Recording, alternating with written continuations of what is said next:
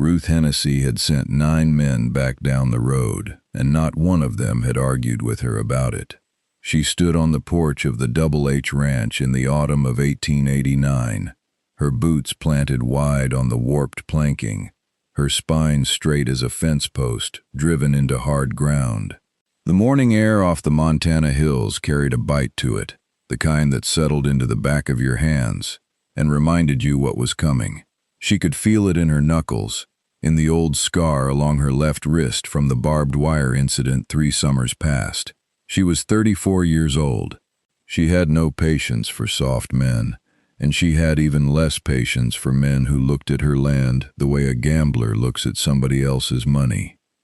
The 9 who'd come before had each answered the same advertisement she'd placed in the Helena Weekly Record, seeking a man of sound constitution and honest labor, shared residence, fair wages, possibility of legal arrangement, must be able to work cattle, mend fence, carry his own weight. She'd been direct because the situation demanded directness. Her husband Caleb had died 2 springs ago of a fever that came fast and left nothing behind but debts, a failing herd, and a north pasture fence that seemed to fall over if you looked at it sideways. She needed help. She was not too proud to say so, at least not in print, where no one had to watch her face while she admitted it. The first man had arrived smelling of whiskey at 10 in the morning. She pointed at the road and said nothing. The second had taken one look at the house and asked if she was willing to sell. The third had been pleasant enough, but spent the first hour explaining how he would improve things, which told her he hadn't listened to a word of her letter. The 4th through the 8th blurred together in her memory. Some too young, some too old. One who'd wept, one who'd lied about knowing cattle. The 9th had tried to take her hand without permission. She did not point at the road that time. She simply closed the door.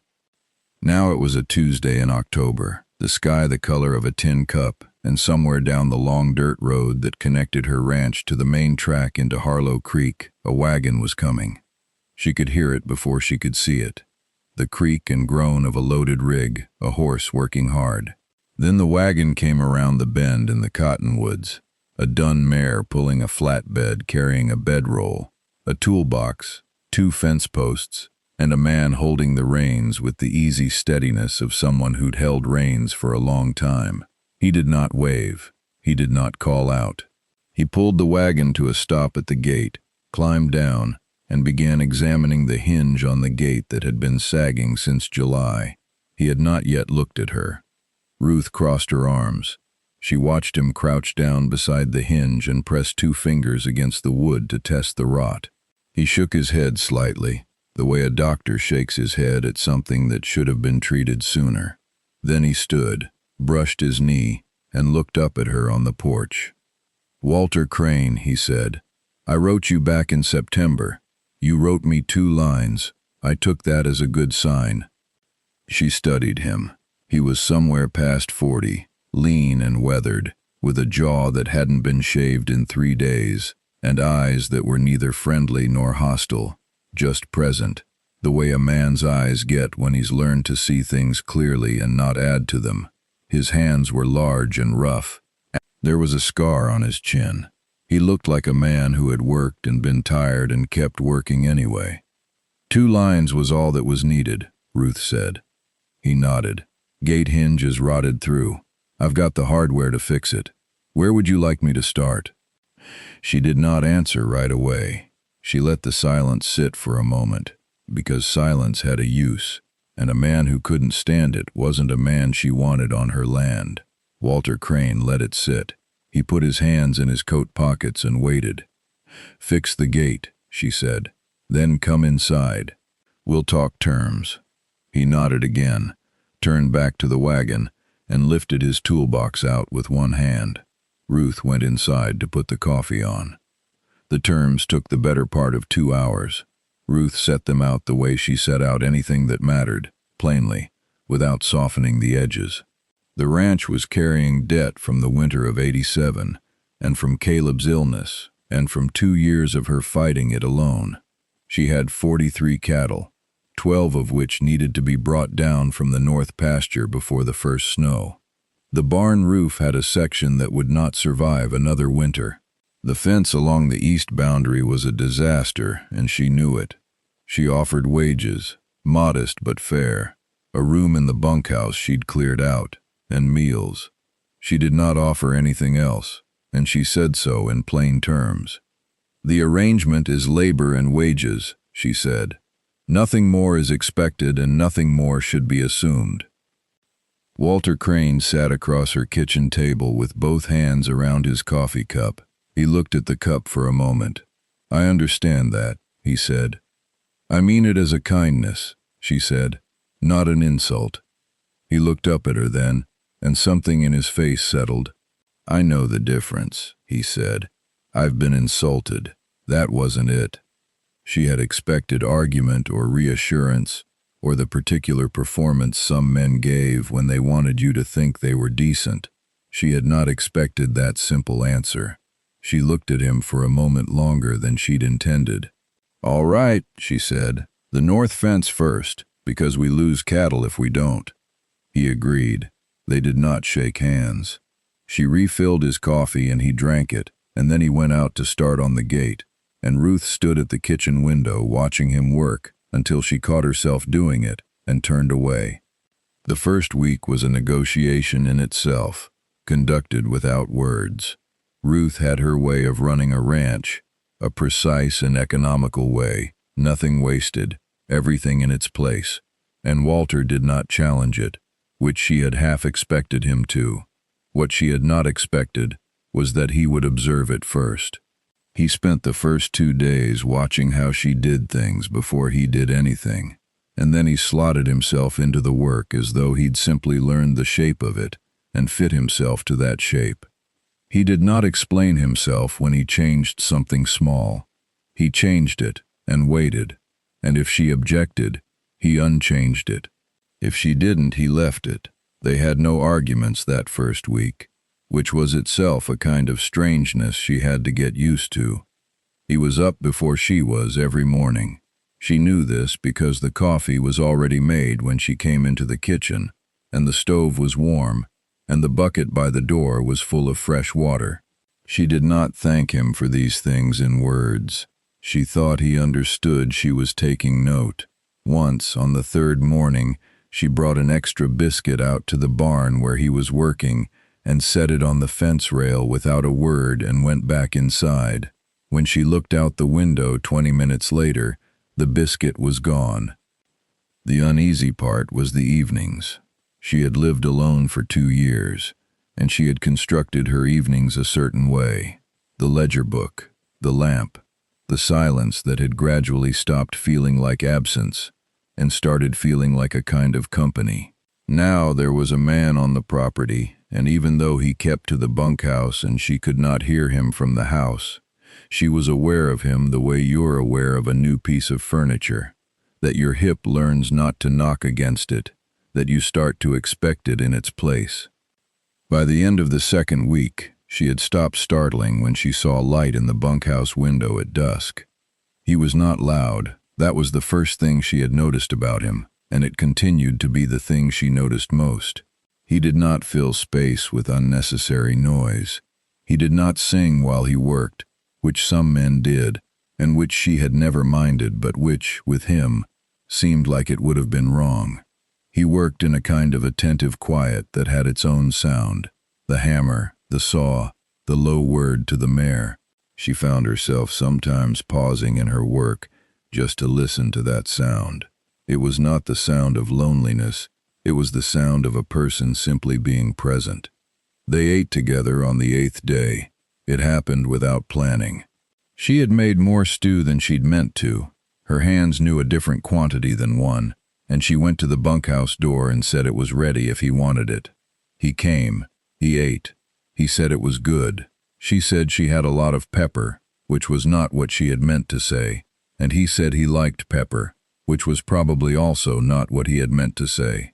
They ate the rest of the meal in silence that was easier than the conversation had been, and she thought about that for some time afterward. The trouble came from a man named Aldous Prentice, which she had been expecting it to do for the better part of 6 months. Prentice ran the consolidated land operation out of Harlow Creek that had been buying up rangeland from stretched families across the county, and he had made Ruth an offer in the spring that she had declined, and another offer in the summer that she had declined more firmly, and she had understood from the second refusal that he was not a man who took no for an answer from a woman he regarded as temporary. He had told her as much, in language that dressed itself up as sympathy. "You're determined," he had said, "but determined don't fill a grain silo." The first indication that Prentice had moved from offering to acting was the matter of the water access. Ruth discovered it on a Wednesday in late October when she went down to check the creek feeder that ran along the south boundary, and found that someone had put up a temporary fence line that crossed her access easement. It was new wire, recently staked, and it ran between two posts she did not own. She stood there in the cold looking at it for a long moment. Then she went back to the ranch and found Walter replacing boards in the barn floor and told him what she'd found. He set down his hammer. He did not say anything dramatic. He simply said, "Show me," and she showed him. He walked the fence line slowly, crouching at the posts to look at how they'd been driven, checking the corners. He found a Prentice Land Company stamp on the interior face of one of the posts, turned inward so you wouldn't see it unless you looked. He showed her without comment. "It's a provocation," Ruth said. "He wants me to do something hasty." "Then we won't do something hasty," Walter said. She looked at him. The wind off the hills was cold and flat, and her ears were beginning to ache. "You know what this is building toward," she said. "I know," he said.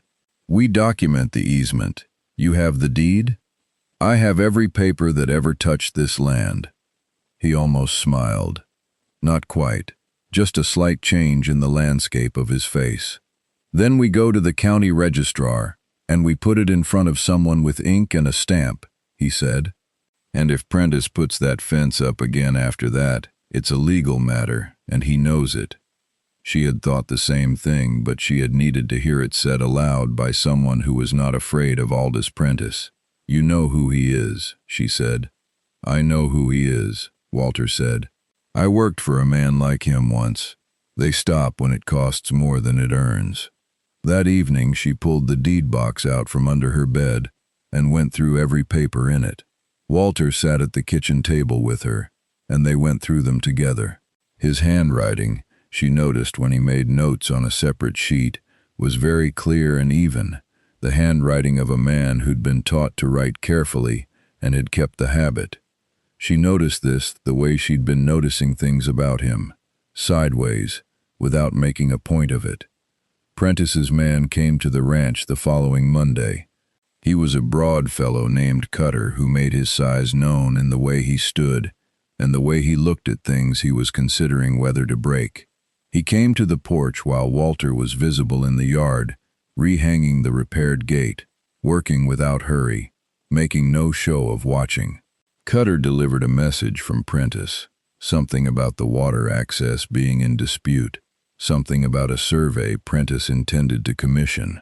It was a message designed to suggest that Ruth's claim was questionable, and it was delivered with a kind of weary confidence that said Prentice had seen this work before. Ruth listened to all of it. Then she said, "You'll tell Mr. Prentice that the easement is recorded at the county seat, dated 1877, and that I have a copy, and the registrar has a copy, and that if his survey finds anything different from those documents, he should take that up with the registrar, not with me. And you can tell him I said so directly." Cutter's expression did not change much, but he glanced across the yard at Walter, who had not stopped working on the gate, who was not looking at Cutter at all, who was simply there, a large, quiet man who moved with the unhurried steadiness of someone who had no need to threaten anyone. "You have yourself a good day, ma'am," Cutter said, and left. Walter walked over when the wagon was out of sight. "How'd it go?" he said. "Same as expected," Ruth said. "He'll go back and tell Prentice I'm not bluffing, and Prentice will decide whether I'm worth the trouble." She looked at her own hands for a moment. "Thank you," she said, "for being visible." Walter was quiet for a second. "That's all I did," he said. "That was what was needed," she said, and she went inside. November arrived in the way Montana Novembers arrived, without apology. The snow came in the second week, a proper blizzard that lasted 3 days and left the world white and still and cold, in a way that had a quality of finality to it, as though the land had decided something. They worked through it together. The cattle had been brought down from the north pasture by then, which Walter had quietly accelerated once he'd looked at the sky and known what was coming. The barn roof held. The bunkhouse stove, which she had worried about, turned out to be one of the few sound things on the property, and she was glad of it. On the second night of the blizzard, she brought a pot of bean soup to the bunkhouse because she did not think a man should eat cold food in a storm, even if he was capable of feeding himself. She knocked. He opened the door and looked at the pot, and then at her. She held it out. He took it. She should have left then, but there was ice on the steps and she had hesitated, and he said, "Come in for a moment if you want," and she came in. The bunkhouse was small and orderly. He had put up a shelf she hadn't known he'd made, 2 boards wide, holding a tin cup and a folded kerchief, and 3 books, which she had not expected. She looked at the books without meaning to be obvious about it. "You read?" she said. "When I can," he said. He set the soup on the stove to keep warm. "You're surprised." "A little," she admitted. "What'd you think I did in the evenings?" She almost said she'd thought about it more than she should have, but she stopped in time. "I didn't know," she said. He sat on the edge of his bunk and looked at her in the way he had of looking at things, directly, without pressure. "Can I ask you something?" "You can ask," she said. "Why'd you send the others away?" "The ones before me. I heard in town there were several." She looked at the shelf he'd made. 2 boards, neatly fitted. A simple thing. "They all wanted something else," she said. "Not what I'd advertised." "What did they want?" "Something easier than what I was offering," she said. "Something that cost less or paid more, depending on the man." She paused. "Or they wanted the land and thought I was part of the arrangement." He was quiet for a moment. "And you weren't." "I am not a convenience," she said. He nodded slowly. The blizzard pushed against the wall of the bunkhouse, and the stove ticked, and the soup began to smell the way good soup smells on a very cold night. "I know that," he said, "for what it's worth." She stood up to leave. "The soup will be better in an hour," she said. "Don't rush it." "I don't rush things," he said. She believed him. December changed things. Not suddenly, not dramatically, but in the way that a season changes things, through accumulation, through the repeated small things stacking up into something that has weight and cannot be ignored. It was the chair that made it clear to her. She came into the kitchen one morning and there was a second chair at the table that had not been there the night before. Not her chair, hers was still in its place, but a second chair, solid and level, made from timber she recognized from the stack behind the barn. He'd built it without being asked. He'd built it and placed it at the table on the other side of the lamp, where a person sitting across from her would have good light to read or to eat or to simply be. She stood looking at that chair for a long time. He came in from the cold about an hour later, stamping snow off his boots in the doorway. He looked at the chair, and then at her, and then at the chair again, as if gauging whether he'd done wrong. "I have a perfectly good chair," she said. "You have one chair," he said. "That's not the same thing." She turned toward the stove so he wouldn't see whatever was happening in her face. "Sit down," she said. "Breakfast is ready." He sat in the new chair. She set a plate in front of him. He said, "Thank you, Ruth." It was not the first time he had used her name, but it was the first time she had noticed exactly how he said it.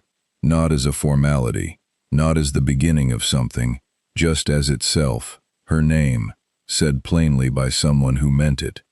She sat down. She looked at the lamp between them. Outside, the snow was falling again, soft and directionless, the kind of snow that didn't go anywhere fast. Inside, the kitchen was warm, and the plates were full, and the chair fit the table as though it had always been there. "Walter," she said. He looked up from his plate. She had several things she might have said. She said the one that was true. "I think you know what's happened here," she said. "I think you've known for a little while." He set his fork down. "I wasn't sure you wanted it said," he said.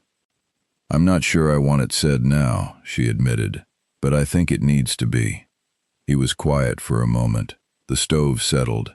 Outside, nothing moved. "I came here for honest work," he said. "I'm still here because of you. That's the difference." He looked at her steadily. "I'm not asking for anything you haven't already given freely. I'm just telling you what's true." Ruth looked at him. She thought about the gate, the shelf, the chair, the 3 days of blizzard, and the soup she'd carried through the snow because she hadn't wanted a man to be cold. She thought about the evenings she'd sat in her kitchen aware of the light in the bunkhouse window and not minding it. She thought about how she had stopped saying she worked alone because, lately, it hadn't been accurate. "I'm not an easy person," she said. "You're a clear person," he said. "That's better." She stood up and went to the window and stood there for a moment with her back to him, looking out at the snow falling soft and white over the pasture, over the mended fence line, over the gate that no longer sagged. Her ranch, her land, her years of hard work and harder grief, and the particular stubbornness that had kept her upright when it would have been so much easier to fall. There would need to be terms, she said. Behind her she heard something that was almost a laugh, low, warm, surprised. "You'll have terms," he said. "Lay them out." She turned around, and for the first time in 2 years, Ruth Hennessy smiled at something other than a sunset.